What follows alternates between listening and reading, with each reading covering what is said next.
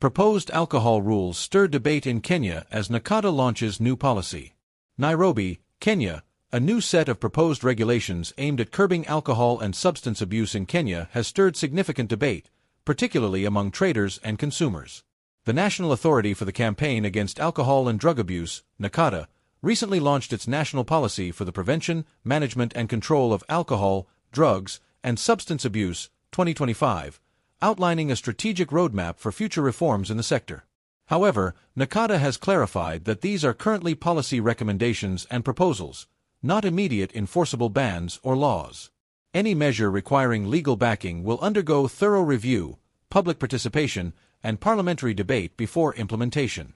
Key proposals within the new policy include increased legal drinking age, raising the minimum legal age for purchasing, consuming, and selling alcohol from 18 to 21 years. Restrictions on sales outlets, a potential ban on the sale of alcohol in supermarkets, petrol stations, restaurants, residential areas, and premises near educational institutions. The policy also proposes prohibiting online sales and home deliveries of alcoholic products. Public consumption limits, restrictions on alcohol consumption in various public spaces, including restaurants, hotels, public transport, and parks. Advertising and promotion curbs, a proposed ban on the use of social media influencers, celebrities, and sports personalities for alcohol endorsement or promotion. Any individual featured in alcohol advertising would need to be over 25 years old, and lifestyle advertising that glamorizes drinking would be prohibited. Price promotions, such as discounts and free samples, would also be outlawed.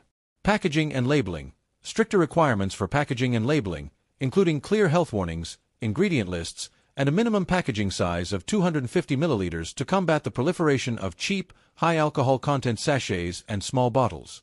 Licensing overhaul, a proposed restructuring of licensing rules to limit the number and proximity of alcohol outlets to schools and residential areas.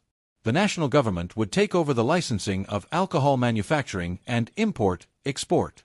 Road safety measures, lower blood alcohol limits for young and professional drivers, mandatory breath testing, license suspensions, and compulsory counseling or treatment for offenders. The policy's launch follows cabinet approval on June 24, 2025, and is framed as a national emergency response to a brewing crisis, particularly given that a recent NACADA survey found 4.7 million Kenyans aged 15 to 65 consume alcohol, with the highest usage among youth aged 18 to 24. The study also revealed concerning levels of early exposure to alcohol among children as young as 6.